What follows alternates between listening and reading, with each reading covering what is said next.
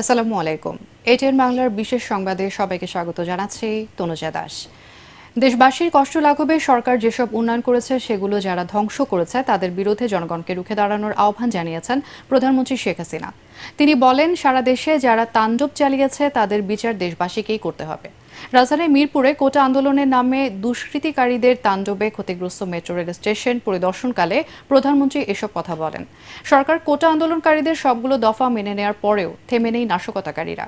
আবারও নতুন করে 4 দফা দেয়ায় ক্ষোভ প্রকাশ করেন প্রধানমন্ত্রী শেখ হাসিনা। ঘন্টার পর ঘন্টা আবার ট্রাফিক জ্যামে পড়ে থাকতে হবে, আবার কর্মস্থলে পৌঁছানো, আবার ফেরত আসা, দীর্ঘ সময় লাগবে এবং ওই বসে ট্রাফিক জ্যামে কষ্ট পাওয়া। আপনাদের কষ্ট লাঘব করতে চেয়েছিলাম, তা আমি আপনাদেরকেই বলবো যে এই কষ্ট আমি লাঘব করতে চেয়েছি, এই কষ্ট আবার যারা সৃষ্টি করলো তাদের বিরুদ্ধে আপনাদেরই রুখে দাঁড়াতে হবে, দেশবাসীকেই রুখে দাঁড়াতে হবে। এর বিচার তাদের করতে হবে। আমি তাদের কাছে এই বিচার চাই, কারণ আমাদের প্রত্যেকে এই যে মন্ত্রণালয়ের যারা এবং এই মেট্রো রেল নির্মাণ কার্যের সাথে যারা জড়িত তাদের আজকে চোখের পানি পড়ছে এটা দেখে। কোটা সংস্কার আন্দোলনে রংপুরে হামলায় ক্ষতিগ্রস্ত থানা ফাঁড়ি, বেগম রোকেয়া বিশ্ববিদ্যালয় এবং কয়েকটি স্থাপনা পরিদর্শন করেছেন স্বরাষ্ট্রমন্ত্রী আসাদুজ্জামান খান কামাল। রংপুরে পৌঁছানোর পরপরই তিনি মহানগরীর মেট্রোপলিটন পুলিশের তাজহাট থানা ভবন পরিদর্শন করেন। আন্দোলন চলাকালে দুষ্কৃতিকারীরা ওই ভবনটিতে ব্যাপক ভাঙচুর এবং অগ্নিসংযোগ করে।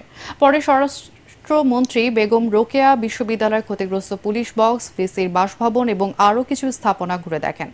এসব স্থাপনা পরিদর্শন শেষে তিনি স্থানীয় শিল্পকলা একাডেমি হলে সুশীল সমাজ জনপ্রতিনিধি এবং পুলিশ কর্মকর্তাদের সাথে মতবিনিময় করেন।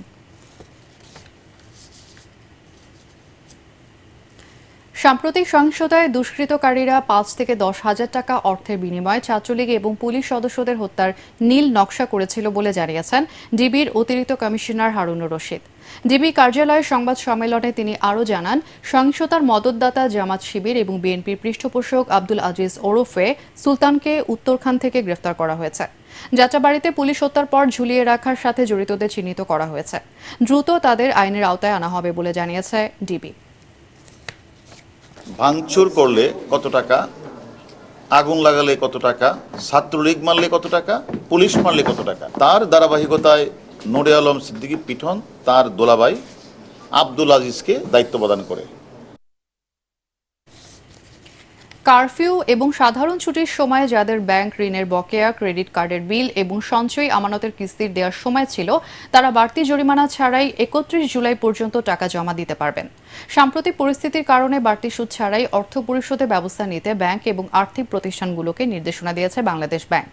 বাংলাদেশ ব্যাংক জানায়, 18 থেকে 25 জুলাই সময় কিস্তির জন্য ব্যাংক এবং আর্থিক প্রতিষ্ঠানগুলো কোনো ধরনের বাড়তি সুদ, জরিমানা, বিলম্ব মাশুল আদায় করতে পারবে না।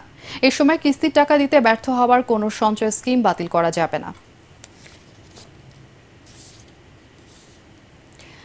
তারকা ব্যান্ড সঙ্গীত শিল্পী শাফিন আহমেদ মারা গেছেন। ইন্না লিল্লাহি ওয়া ইন্না ইলাইহি রাজিউন। যুক্তরাষ্ট্রের ভার্জিনিয়ার একটি হাসপাতালে আজ সকালে চিকিৎসাধীন অবস্থায় তার মৃত্যু হয় বলে জানিয়েছেন স্বজনরা। গুণী এই শিল্পীর ভাই হামিন আহমেদ জানান, শাফিনের ম্যাসিভ হার্ট অ্যাটাক হয়েছিল। 20 জুলাই তার একটি কনসার্ট ছিল ভার্জিনিয়ায়। শোর আগে অসুস্থ হয়ে পড়েন তিনি। শো ক্যান্সেল করা হয়। সেই দিনই তাকে হাসপাতালে ভর্তি করা হয়েছিল, এরপর লাইফ সাপোর্টে নেওয়া হয়। প্রসিদ্ধ ব্যান্ড মাইলসের প্রতিষ্ঠাতা শাফিন আহমেদের গান 90-এর দশকে তুমুল জনপ্রিয়তা পায় তরুণ প্রজন্মের কাছে। মৃত্যুকালে তার বয়স হয়েছিল 63 বছর। আন্তর্জাতিক। মার্কিন প্রেসিডেন্ট নির্বাচনে ডেমোক্রেটিক পার্টির সম্ভাব্য প্রার্থী কমলা হ্যারিসকে তীব্র আক্রমণ করেছেন রিপাবলিকান পার্টির প্রার্থী ডোনাল্ড ট্রাম্প। তিনি কমলাকে উগ্র বাম পাগল বলে অভিহিত করেছেন। স্থানীয় সময় বুধবার যুক্তরাষ্ট্রের নর্থ ক্যারোলাইনায় সমাবেশ করেন সাবেক মার্কিন প্রেসিডেন্ট ডোনাল্ড ট্রাম্প। এই সমাবেশেই তিনি তার সম্ভাব্য নতুন নির্বাচনী প্রতিপক্ষ কমলা হ্যারিসকে আক্রমণ করে বক্তব্য দেন। ট্রাম্প বলেন, তিনি একজন উগ্র বাম পাগল, যিনি কখনো নির্বাচিত হলে আমাদের দেশকে ধ্বংস করে দেবেন।